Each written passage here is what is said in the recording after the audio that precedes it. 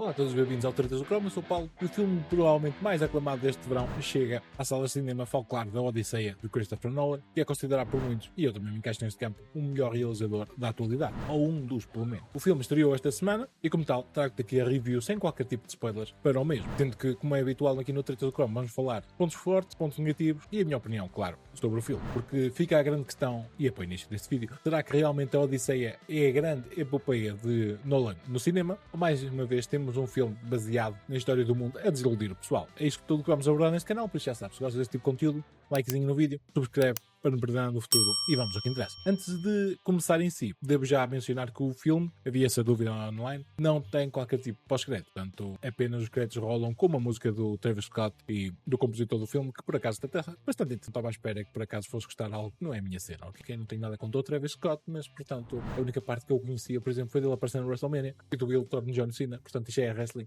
Eu não conhecia o monstro lá nenhum. Mas fiquei curioso quando ele estava no elenco de Odisseia. Portanto, já vamos falar também mais dele aqui à frente, porque até é bastante interessante o que ele faz.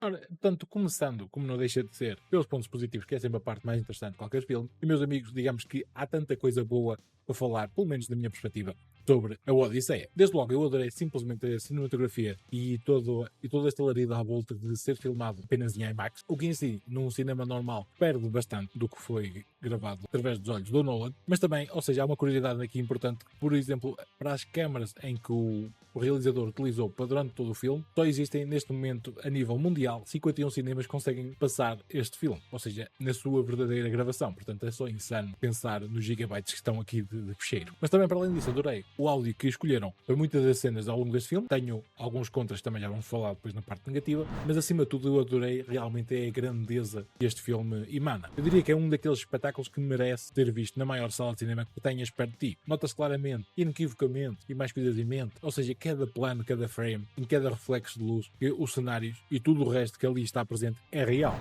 Ou seja, esta é uma das coisas interessantes sempre no Nolan, porque ele não gosta muito de usar efeitos especiais ou CGI ou o que queiram chamar. Ou seja, mesmo o próprio Cyclops que aparece, que é aquele bicho gigante que aparece no trailer, é basicamente uma marionete que eles utilizam para parecer as cenas reais. Algo similar, por exemplo, ao que conhecemos, para quem viu, ou seja, o primeiro filme de Star Wars, New Hope, onde eles pintavam à mão e usavam as miniaturas para criar o filme em maior escala sem usar a parte do CGI que ainda não existia na altura, não é? Ou seja, mas o Nolan ainda é old school e portanto usa todas estas ferramentas e confesso que é uma das coisas que me agrada, querendo ou não, transmite cá para fora que o que estamos a ver é realmente real, ou seja, existe mesmo, realmente real, também está bom. Porque muitas das vezes, principalmente nos últimos anos, quando é feito em computador, ou seja, em efeitos gráficos, notas claramente um declínio devido a tudo que aconteceu desde a pandemia até à greve dos guionistas e dos realizadores e atores e por aí fora, portanto que afetou o cinema até ao ano de hoje. Este ano, claramente, o cinema está a recuperar, o que é só interessante e ainda bem. E com isso, a qualidade visual do filme rebenta basicamente pelas costuras. E já para não falar que também adorei bastante as cenas de ação que eles incluíram neste filme. Diria mesmo, e lá está, sem dando spoilers, o Ulysses, que é o protagonista interpretado por Matt Damon, há certos momentos em que ele está a dar castada que parece quase John Wick, mas à moda antiga. Adorei bastante o que eles fizeram nesta parte das cenas de ação.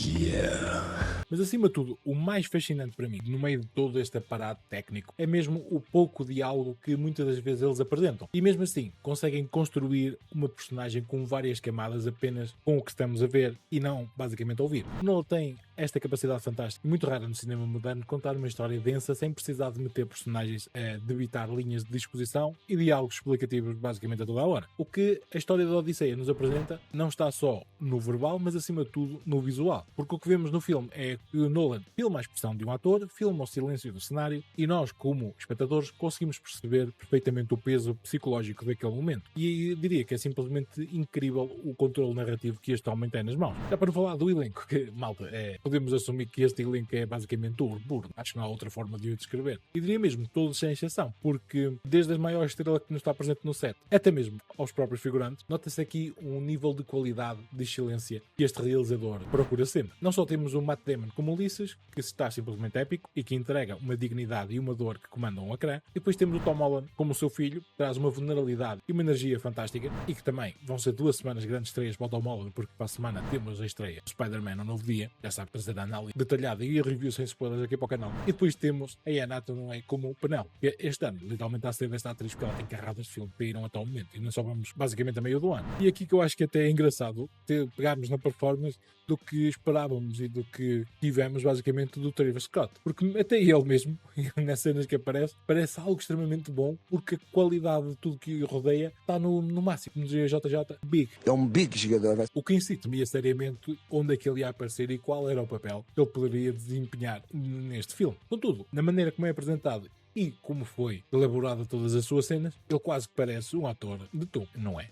Mas para mim, deste elenco todo, tenho que enfatizar e continuar a ser insano o que eu acho que é o Robert Pattinson. Porque eu diria mesmo que ele é um autêntico camaleão. Nós olhamos para o ecrã e esquecemos por completo que é ele que está ali basicamente por trás daquela personagem que nos apresenta o filme. Isso acontece muitas vezes. A transformação dele é tão profunda que há cenas em que eu me esqueço totalmente que ele é um dos meus Batmans favoritos. E ele entrega-se de uma maneira que basicamente tu consegues odiar com certas coisas que ele está a fazer e quer-lhe dar na boca. E é isto que eu, para mim, coloco atores tipo num nível de outro patamar. Porque quando eles te fazem esquecer papéis anteriores que eles tiveram e esqueces até propriamente que é ele que está ali para nos gerar uma qualquer reação física ao que estamos a ver. Eu diria mesmo é porque a interpretação dele está a ser genial. Para mim o Pattinson é e continua a ser, sem dúvida, um dos maiores trunfos desta produção e é interessante ver a quantidade de papéis diferentes que ele já fez nesta combinação com o Christopher Nolan. Sendo que o anterior que ele fez, se não estou em erro, foi o Tenet. Ainda continuo a tentar perceber esse filme. Eu adorei, mas é daquelas coisas que é que eu estou a ver. Por outro lado, e ainda diria que encaixa nos pontos positivos, adorei esta visão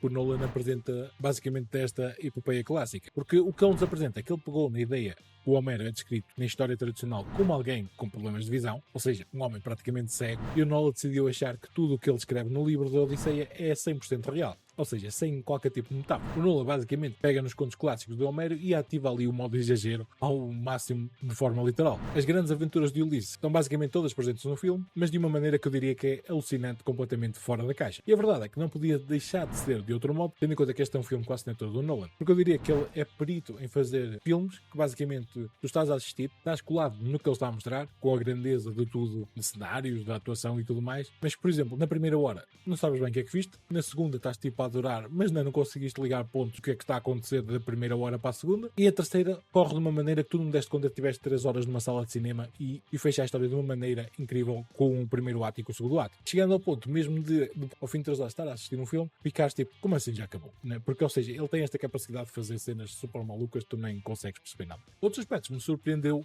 bastante durante o filme, a meio do mesmo, isto parecia quase não um filme de aventura e um épico, mas sim um filme de terror. E eu não sei até que ponto é que ele utilizou o filme da Odisseia para testar terrenos para o próximo projeto que ele quer fazer, que já mencionou que possivelmente será um filme de terror. Ou seja, ele basicamente quer tocar em todos os géneros que o cinema tem para nos oferecer. E eu diria mesmo que há momentos neste filme que a tensão é tão real, tão claustrofóbica e bizarra, que tu ficas ali na cadeira basicamente tipo, what the fuck? E se este é um cheirinho do que podemos ter num filme de terror deles, estou entusiasmado com o que aí vem. Mas como sabes também, aqui no canal não passamos paninhos quentes a ninguém, nem mesmo possivelmente ao um dos meus realizadores favoritos, e temos agora que transitar para as partes mais negativas do filme. Embora, sendo sincero convosco, não acho que este filme tenha assim propriamente muita coisa em que possamos abordar na parte negativa, de tanto basicamente que eu gostei dele. Bringing it all.